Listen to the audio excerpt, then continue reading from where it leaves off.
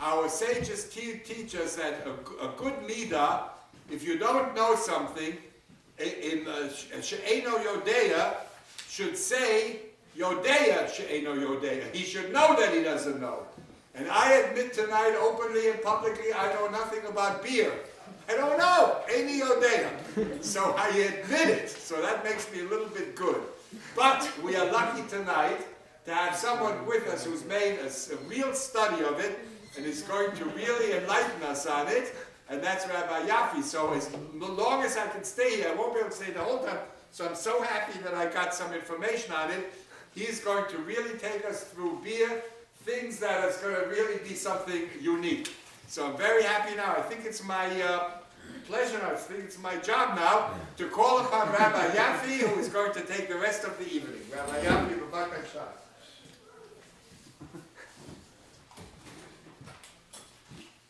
Obviously, the Divrei Torah are not aligned with the beers, because if they were, that would be giving away which the beers were and defeats the whole purpose of the blind tasting contest. But several of the countries the beers are inspired by are countries like Russia, where actually, I don't have the beer notes in front of me, it was actually something the British invented to export to Russia, and you have Italy in the food and the pizza, and then we have German beer, and we have stuff, of course, from the New World, which actually was a riff on the tomatoes. At any rate, so we're going to start with number one, which will correspond to the food pairing for pizza, and we'll move on. Since some of the cheeses are also Italian, we're going to split Italy into two, because the goal is to speak for about 5 minutes, 5 to 10 minutes on each piece. Sometimes a little bit less, sometimes a little bit more. So before we talk number two about the Pachad Yitzchak and the actual quote I have here from him on your source sheet, a few points about the Jews of Italy. So first of all, Jews have been in Italy for a long time. It would appear that Jews already, in the Medrash, Italy is known as Italia Shel Yavan, the Italy of the Greeks, because before an obscure family of indeterminate origins occupied a little village on the Tiber River, the coast of Italy was populated by various Greek colonies, such as Syracuse and the like, Sicily and the coast of Italy, and in the times of the First Temple, it was known as the Italy of the Greeks, because the Etruscans lived in the interior and the Greeks lived on the coast, which is where Jews typically went to trade and the like. So already after the destruction of the First Temple, the indication is they were Jews in Italy. Certainly in the Second Temple period, especially after Rome became the de facto ruler over Israel, you had a lot more Jews there. Interestingly enough, even during the worst persecution of Jews in Israel, the Romans did not persecute the resident Italian population, many of whom were Roman citizens. Indeed, because Italy was occupied by various Arabs, Turks, and earlier the various Germanic tribes that came in from the north, the Goths and Vandals and so on. The Vandals actually from North Africa, but the Goths of the various varieties and the like. The Jewish families in Italy actually had longer and older pedigree than most of the non-Jewish families in Italy. And indeed, there are several families that go a very, very long way back. One of the features from the early Renaissance on was that based on a convoluted interpretation of Catholic doctrine, it was decided that Jews should be protected by the papacy because they would be a demonstration as to what happened to those who refused to accept Jesus. Of course, the Jews seemed to live pretty well, so how well that worked out is another question. But there was much greater tolerance in Italy. The reason Italy wasn't flooded with Jews is because the tolerance in places like Rome, the Papal States, which at one point were very large, Venice, and so on, the tolerance was a function of there being a small amount of Jews. There was a great deal of tolerance, even for Jews who lived in the Roman ghetto, as we'll see in a moment. but there was not a tolerance for a large number of Jews, because the doctrine said there should be a small number of Jews in Italy. It was on the whole, a very learned community. It had its own customs, which appear in some old Chumashim when you have a Haftarah, which is not like the Ashkenazic or the Sephardic, and it says Nusach Italia. They had their entirely own rite, R-I-T-E. And one of the features was that it was, on the whole, though there were many exceptions, having opportunity to socially mix and to study and so on, and to participate in business and even the professions in many cities. It followed that there was a degree of falling away from Judaism, but on the whole they were pretty religious. They were also pretty well educated. When we talk about the Pachad Yitzchak, we'll discuss his medical career. Jews were welcomed in various Italian universities as early as the 1500s, whereas the rest of Europe had to wait until the 1800s, and even in the United States there were at least quotas until the 1950s. As a matter of fact, I think we have some people there from Brandeis. Brandeis was founded because of these quotas, but of course by the time Brandeis got going, that's when the quotas disappeared. So, which is an interesting historical irony. But they still managed to get a goodly number of Jews. What is it, like 50% Jewish? And 42% Asian?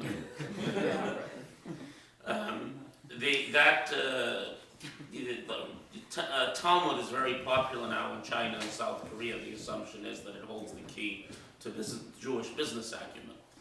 Be that as it may be, that has something to do with the attendance of Brandeis. But at any rate, Italy was the place where, in a sense, Jews were the freest, and therefore you have Jews who have accomplished a great deal in the sciences and medicine and so on.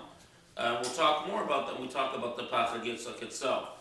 One interesting twist to the Italian story, you will find very ornate invitations, which have been preserved by people, antiquarian booksellers, to various Italian Jewish communal celebrations.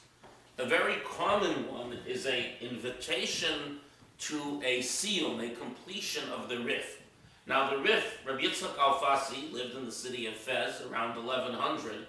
He wrote a condensation of the Talmud that includes what he believes to be the final halachic rulings and takes out the whole long discussion and so on.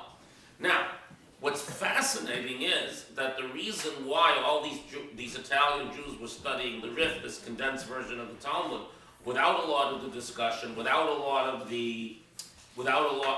of the Agadic material, none of the Midrashic material, is because, on the whole, the church frowned on studying the Talmud. Since they burnt the Talmud in Paris in 1240, it was very hard. Though in Venice the Talmud was printed for the first time, but in the Papal States and other places, Leghorn and other such cities, the authorities frowned on the study of Talmud. So whether people studied the Talmud or not, they didn't publicly advertise it. But for some reason, the Rif, which is a condensed version of the Talmud, the church authorities were not so intellectually developed and didn't have Google at their disposal to understand the relationship between the Rif and the Talmud, and therefore allowed the Rif's condensation to be studied. One of the interesting effects of this was that Italian Jews tend to be very focused on practical halacha as opposed to pilpul, to the whole, splitting hairs discussion of the Talmud, which has its value, which means, given the small size of the community, a lot of very, very important responsive discussions of Jewish law emerged from that community, including that of my however many great-grandfathers, Rabbi Menachem Katzenellenbogen, the Maram Padva, who was in Padua and produced a lot of important halachic decisions. At any rate, so this should cover the pizza. This should cover the first thing, and we'll move on further. Thanks a lot. So, the source sheet talks about the Rabbi Yitzchak Lampronti, who studied in Padua. He got a medical degree around the 1720 University of Padua, about 130 years before Jews could get medical degrees pretty much anywhere else in Europe. He wrote the first Jewish encyclopedia. He did it all by himself. Just for the record, there's been a huge team working on the Encyclopedia Talmudis. It began in 1941, and they're up to the letter Chaf, which makes them about 40% of the way through, because they've tried to backload as much onto the first few letters. So considering he did it all himself in about 20 years, it's much shorter than the Encyclopedia Talmudis, but surprisingly comprehensive. So this is a out-and-out encyclopedia of Judaic topics. It covers every topic that appears in the Talmud and Halacha pretty much. It was originally like 12 reasonably hefty volumes. And what's interesting is it appeared in 1750, which puts it 1 year after Chambers' Cyclopedia, 22 years after Chambers, but 1 year before Diderot, which is the famous, because Voltaire wrote pieces for it. What's interesting though is that if you look at the approbations on the book, you will see that he finished it by 1727, which makes it the first modern encyclopedia, even before the Chamber. So it's quite interesting, and it's very well done. Though one of the interesting features is that unlike a modern encyclopedia, for example, where I'm going to quote from, under Shikor for drunk, it will have A, B, C, D, and E. He simply has 12 headings for the 12 topics that he wants to discuss. And so he quotes Rabbi Leon Mizrahi, who published his Tshuvot, his rabbinical response in Constantinople in 1561, and he says that even someone who's reached the drunkenness of Lod, who are not normally liable for their actions, I'll explain this in a moment, they're rendered liable if they publicly defame someone. As poor Rabbi Leo Mizrahi, who the title page of his book says under the great and magnificent Sultan Suleiman, famous Suleiman the Magnificent, who took a dim view of Christian Europe, but was extremely embracing of the Jews, who responded by being extremely loyal. Indeed, one of the unwritten causes of the rise of the Ottoman Empire was the expulsion of Jews from Spain, who many found a home in the Ottoman Empire. One of the trades that Jews were involved in were as goldsmiths. And the reason that's significant is because goldsmiths were used to fiddling with a lot of little parts and making them fit together perfectly, which was also a very useful skill in a more modern trade that emerged, which is that of gunsmithing. And many of these Jewish smiths went on to provide the very effective weapons with which Suleiman expanded his empire at the expense of Christendom. He remarked that if the king of Spain is so foolish as to expel such valuable people, I'll take as many as I can get. At any rate, this question of drunkenness, so Jewish law is actually very interesting with regards to drunkenness. A shikor, someone who is even slightly inebriated, there are different levels of drunkenness. So a shikor may not sit on a rabbinic court while he's drunk, and may not lead services when he's drunk. But one is responsible for one's actions if you're drunk, as if you were sober, unless you reach the inebriation of Lot, who quite famously was not aware that his daughters had slept with him when he got up in the morning from being drunk. So the assumption is that's pretty drunk.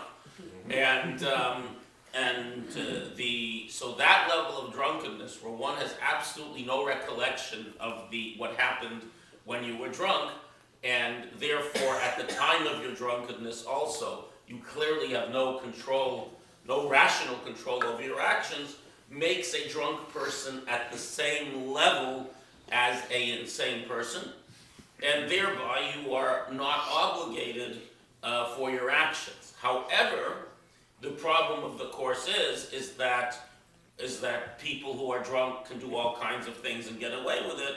So the rabbis of Rabbi Mizrahi's time had an interesting ruling, drunk driving not yet existing, they said that where someone says things that are insulting or call into question people's virtue, that he should be punished with fines and the like, as if he had insulted someone when he was sober.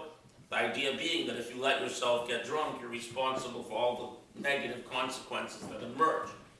The mysticism will come later, but this is just an interesting point from the Pachad Yitzchak, from this amazing first modern encyclopedia of any sort. By the way, there's a lot of interesting things in this encyclopedia. And one of them, he mentions that the false Messiah, Shabtai Tzvi, instituted a 1-week fast in which, as attending physician, he discovered that 6 people in his community died of this 1-week fast. So he was clearly not a supporter. At any rate, that takes us through Italy and pizza, and one of the most remarkable Jews to emerge from Italy, and we'll move on to the next thing.